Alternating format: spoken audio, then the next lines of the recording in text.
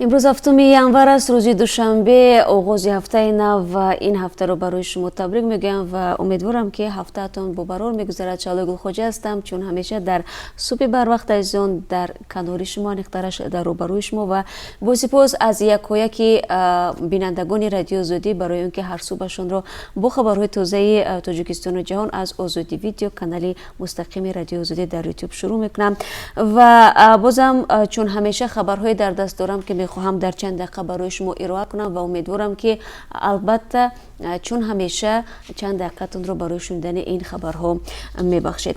و نخست آغاز میکنیم از باد و هوا در پراگ امروز نااستوار است و باریدن برف و باران پیشگویی می شود.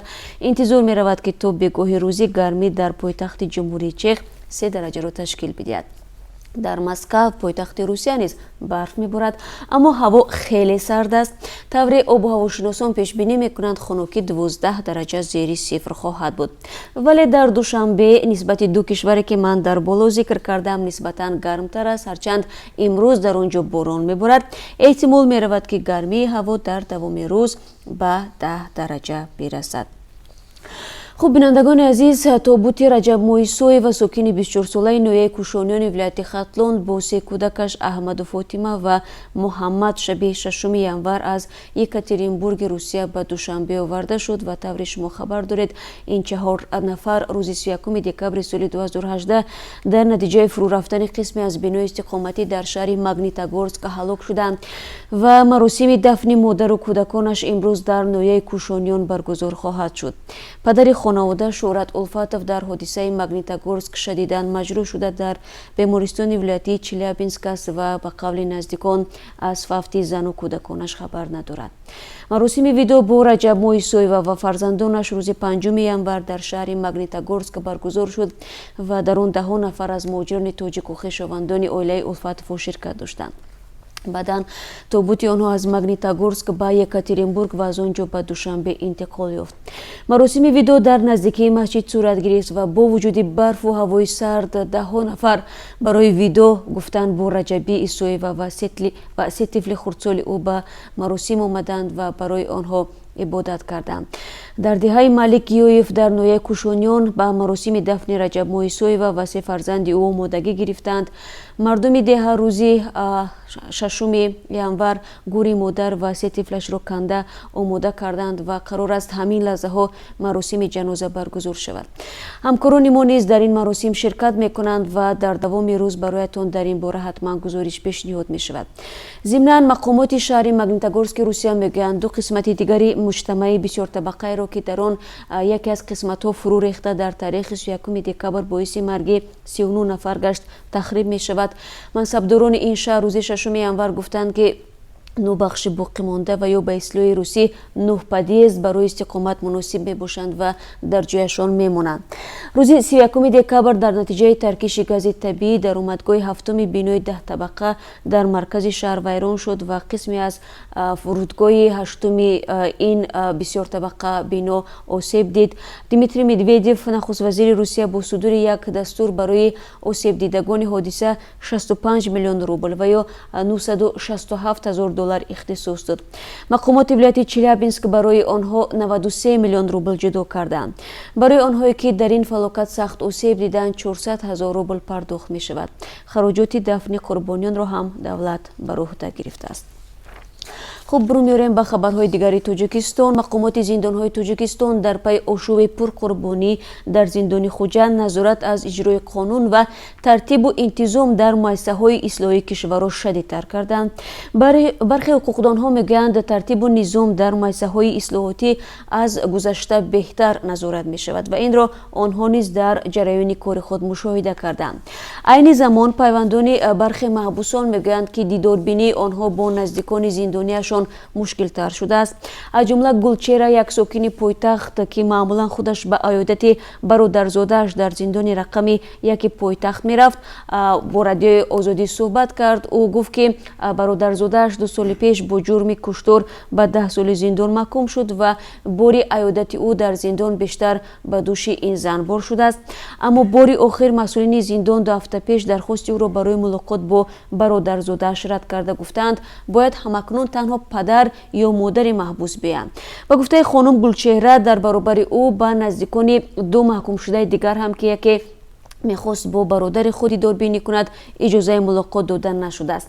Сабаби манъ шудани мулоқоти онҳо бо пайвандонашонро масъулини зиндон талаботи қонун гуфтанд. Бархи наздикони дигари зиндониҳо ки хеши наздик ба ҳисоб намераванд, мегӯянд чунин муқаррарот шароити дидору тамоси онҳо бо зиндониҳоро мушкил мекунад. Дар ҳамин ҳол масъулини зиндонҳои Тоҷикистон мегӯянд, дар муқаррароти мулоқоти маҳбусон бо наздиконашон ягон тағйирот сурат нагирифтааст ва танҳо хешовандони наздик тибқи рӯйхат барои мулоқоти рӯбарӯ иҷоза доранд. Бархе аз ҳомиёни ҳуқуқ ки бо тақозои корӣ ба зиндонҳо раво доранд, мегӯянд фазои муассисаҳои ислоҳӣ тағйир карда рӯ ба беҳбуд овардааст. Аз ҷумла вакили дифоъ Саодат Амиршоева мегӯяд, қаблан барои мулоқот бо зерҳимоя дар боздоштгоҳҳо онҳо маҷбур буданд соатҳо интизор шаванд, аммо ҳоло ба гуфтаи ӯ тартибу низом дар маҳбасҳо беҳтар шудааст. Бояд бигӯям ки шаби 7 ба 8 ноябри соли 2018 дар маҳбаси низомаш сангини рақами 3 шаҳри Хуҷанд ошӯб сар зад ки дар натиҷа 2 зиндонбон ва 23 зиндонӣ кушта шудаанд. Хуб, ҷасади Саъди Холмуродов, полковники бознишастаи Вазорати умури дохилии Тоҷикистон ва даргузашта аз муовинони генерал Суҳроб Қосимов баъд аз ҳудуди 25 рӯз аз дарёи Вахш пайдо шудааст. Як масъул дар шуъбаи корҳои дохилии ноҳияи Данғара рӯзи 7 январ дар суҳбат бо Радиои Озодӣ гуфт, ки ҷасад рӯзи гузашта поёнтар аз маҳалле ки гуфта мешуд Саъди Холмуродов онҷо ғарқ гардидааст пайдо шуд. Ба гуфтаи манбаъ, дар пай аз сӯи мақомоти дахлдори Данғара ташхиси ҷасад анҷом дода шуд ва қарор аст маросими ҷаноза имрӯз 7 январ дар зодгоҳаш баргузор шавад. наздикони Саъди Холмуродов ба Радиои Озодӣ гуфтанд, ки шоми дирӯз онҳо аз ёфт шудани ҷасад огоҳ шуда ва онро барои хоксупорӣ ба Сангтуда бурданд. Мақомот то ба ҳол дар бораи натиҷаҳои ташхис изҳори назар накарданд. Дар гузашта мақомоти Кумитаи ҳолатҳои фавқулоддаи Тоҷикистон гуфтанд, ки Саъди командир дар наздикии нирӯгоҳи Бойғозӣ ғарқ шудааст, аммо Сулҳия Холмурод ва ҳамсари Саъди Холмуродов рӯзи 18 декабр ба Радиои Озодӣ гуфта буд шавҳараш дар наздикии нирӯгоҳи Бойғозӣ як замин дошт ва дар нирӯгоҳ низ кор мекард. Ба иддаои ӯ дар оғози амалиёти ҷустуҷӯи ҷасад маъмурони милиса аз маҳалли эҳтимолии ғарқ шудани шавҳараш сангҳои хунолудро ёфтанд ва ин шубҳаи онҳоро дар мавриди худ ба худ ба дарё афтодани ӯ бештар кардааст. Саъди Холмуродови 56 сола қаблан дар қисми низомии 3502 Вазорати корҳои дохилии Тоҷикистон фаъолият дошт ва солҳои охир бознишаста буд. Хуб, бояд ёдовар шавам, ки бинандагони азиз, пайдо шудани ҷасадро аз дарё аввалин шуда яке аз корбарони Радиои Озодӣ ба Радиои Озодӣ хабар дод ва аз ин хотир агар шумо низ шоҳиди ягон ҳодисае шудед ва ё хабару акс ё видео доред, метавонед онро тариқи имо Вайбер ва WhatsApp ба Радиои Озодӣ бо рақами 420 724 053 959 бифиристед. Ёдовар мешавам 420 724 053 959. Ин рақам барои онҳое аст ки пайваста мепурсанд, ки чӣ гуна бо Радиои Озодӣ тамос бигиранд. ман бошад тақдими хабарҳоро идома медиҳам. дар натиҷаи фурӯ рехтани нақбе дар як кони тилло дар шимолу шарқи Афғонистон 30 нафар ҳалок шуданд. сухангӯи полиси вилояти Бадахшон афзудааст, дар ин ҳодиса ки 6 январ рух дод, дасти кам 7 нафари дигар ҷароҳат бардоштанд.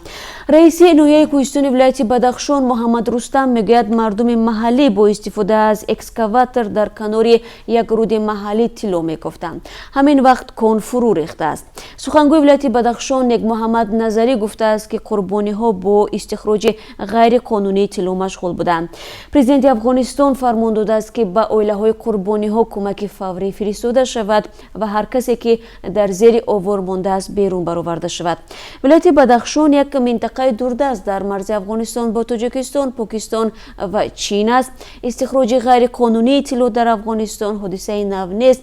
бинобар ҷангу нооромиҳо захираҳои саршори маъданҳои Афғонистон истихроҷ намешаванд.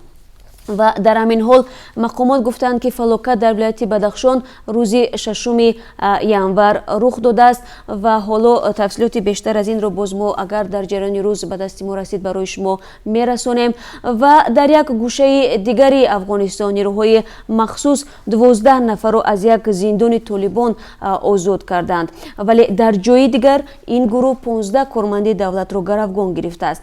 ریاست امنیتی ملی افغانستان روز 5 ینور خبر داد که ماموران امنیتی ویژه به زندان طالبان در ناحیه نهر سیروش در ولایت هلمند یورش برده و اسیران را رها کردند. هلمند یکی از تکیهگاه‌های طالبان و مکان اصلی کشتی کوکنور می باشد. در همین روز مقامات رسمی گفتند که جنگجویان طالب 15 کارمند نهادهای دولتی را در ولایت فراه ربودند و حالا سرنوشت آنها معلوم نیست. صبح بر وقت امروز نصرانی های ارتدوکس برای تجلیل عید میلاد مسیح در عبادتگاه ها جمع شدند.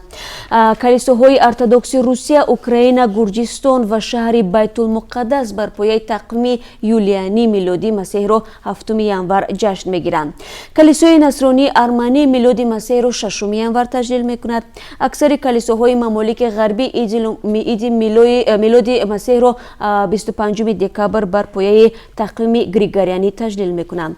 شب گذشته ولادیمیر پوتین پرزیدنت روسیه در عبادت عیدانه در یکی از کلیساهای سنت پترزبورگ پیشواز گرفت. و خبری که حالا پیشنهاد شما می شود برای تاجرانی که با ایران داد و گرفت دارند مهم است. متوجه باشید بانک مرکزی ایران پیشنهاد کرده است که بر پایه اصلاحات پول ریال پول محلی جمهوری اسلامی از 4 صفر خلاص شود، یعنی 10,000 ریال به 1 ریال تبدیل یابد. روز یکشنبه رئیس بانک مرکزی ایران لایحه اصلاحات را به حکومت پیشنهاد نموده است. او گفته است امیدوارم که پول ملی به زودترین فرصت اصلاح خواهد شد. در سال 2018 ریال ایرانی 60% قربش را از دست داد. سال گذشته تورم در ایران 40% را تشکیل داد. روز 6 ینور در تبادل بین المللی 1 دلار آمریکایی به 110,000 ریال برابر بود. سال گذشته پرزیدنت آمریکا تحریم ایران را احیا نمود تا اینکه تهران به مذاکرات برنامه هسته‌ایش مایل گردد. به قول دونالد ترامپ سازش ایران با 6 کشور ابرقدرت که سال 2015 امضا شده است دقیق نیست و بر علاوه آن برنامه تولید موشک‌های بالستیکی ایران را مد نظر نمیگیرد. روز دوشنبه حامیان حقوق از مقامات تایلند طلب کردند که از اخراج و یا دیپارتاسیا یک دختر 18 ساله سعودی خودداری کنند. آنها از نقل دختر اقتباس آوردند که او از تحقیر و خشونت در عائله فرار کرده خوف دارد که اگر به عربستان سعودی برگردد خویش و اقربا او را قتل میکنند. رهف محمد القنون هنگام زیارت عائله‌شان از کویت فرار کرده نقشه داشته است که توسط تایلند به استرالیا رفته در آنجا پناهگاه طلب کند. این خانم میگوید او را در بانکوک اثنای بیرونشوی از هواپیما بازداشت نمودند و گفتند که دوباره به کویت برمیگردانند. در یک نوار ویدیویی که به خبرگزاری رویترز هم دسترس شده است، رهف میگوید که هنوز هم در اتاق مهمانسرا است و کسی به او کمک نکرده است. اداره مهاجرت تایلند عیبنامه قانون را که آنها از حکومت سعودی پشتیبانی میکنند به اساس نامیده است. اداره مهاجرت تایلند میگوید که خانم از آن سبب بازداشت شد که اسناد لازمی برای ویزای تایلند را در اختیار نداشت. وزارت امور خارجه تایلند میگوید قانون مهمانسرا فرمایش نداده بود و بلیط بازگشت هم نداشت. از این رو او را به خاک تایلند راه ندادند. در شهر اوش باشد قرار رئیس این شهر درباره ساختمان باغچه در مکان بازار شهرک کولاتوف که روز 8 ینور قوه قانونی میگیرد باعث واکنش تندی سوداگران گشته است. سوداگران این بازار که تخریب آن را نمیخواهند به پرزیدنت حکومت‌های مرکزی و محلی مراجعه کردند. آنها میخواهند تخریب بازار تا سال 2025 به تاخیر گذاشته شود. در این بازار نزدیک 200 آدم به کار مشغول است. همچنین دهقانان گرد و اطراف برای سودای محصولاتشان به این بازار میآیند. در هر نقطه سودای این بازار تا 3-4 آدم کار میکنند. آنها خانواده هایشان را نان میدهند. همه ساله ما به بودجه 6 میلیون سوم درآمد میاره، میگوید یک تاجر این بازار. سوداگران بازار گفتند شهرداری بدون مشورت با اونها قرار تخریب بازار قبول کرده است، اما مقامات شهری میگویند عملکرد آنها در دایره قانون صورت میگیرد و در حال حاضر با تاجران گفتگو میکنند. قرار تخریب بازار 25 نوامبر سال 2018 قبول شده بود. و یک خبر ورزشی هم داریم. رستم خوجیف متخصص 46 ساله توجیک سرمربی دسته لیگ عالی فوتبال تاجیکستان سکه پامیر دوشنبه تعیین شد. با اطلاع باشگاه فوتبال سکه پامیر به علت نتیجه های غیر قناعت بخش دسته در موسم سال گذشته با سرمربی طاهرجان مومینوف مهلت قرارداد تمدید کردن نشد. ضمناً با رهبری مومینوف باشگاه نظامیان سال 2017 برنده مدال های برنجی مسابقات قهرمانی تاجیکستان گردیده است. رستم خوجیف پیش از این آخر ماه آگوست سال گذشته سرمربی دسته پنشیر نویه جلال‌الدین بلخی تعیین شده بود. او همچون سرمربی همگی یک سال در باشگاه خوجند شهر خوجند کار کرده است. اواخر ماه فوریه سال گذشته به علت نتیجه های غیر قناعت بخش دسته در بازی های پلی آف جام IFC 2018 مقابل تیم اهالی بلکان‌آباد ترکمنستان از وظیفه‌اش سبک دور شده بود. باید گفت که خوجند با رهبری او سال 2017 مدال های نقره مسابقات قهرمانی کشور را به دست آورده، اینچنین برنده جام تاجیکستان گردیده است. رستم خوجیف از روی نتیجه‌گیری موسم سال 2017 بهترین مربی مسابقات قهرمانی فوتبال تاجیکستان اعتراف شده بود. این متخصص پرتجربه اینچنین سالهای مختلف همچون سرمربی در دسته‌های خیری وحدت، بخش قرغن‌تپه و برقچه دوشنبه کار کرده است.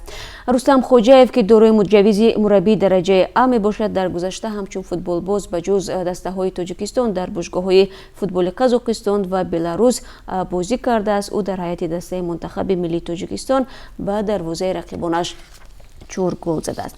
و چون همیشه بینندگان عزیز در این قسمتی صحبت رو میاریم به بازار اسعار خارجی در تاجیکستان.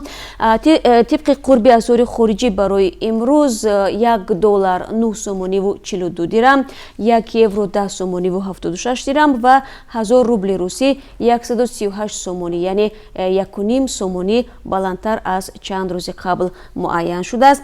و بینندگان عزیز با سپاس از یک شما برای همراهی در این چند دقیقه و باید یادآور شوم که طول چند روز اخیر شما درباره سودی سیومین الکساندر که در قتل و تجاوز یک دختر 5 ساله توجیک متهم می شود سوال می دادید و باید بگم که طوری که پدری هویدو با رادیو آزادی صحبت داشت، قرار است سود نوبتی سیومین 10 ژانویه برگزار شود و ما حتما از جریان این سود برای شما خبر خواهیم داد.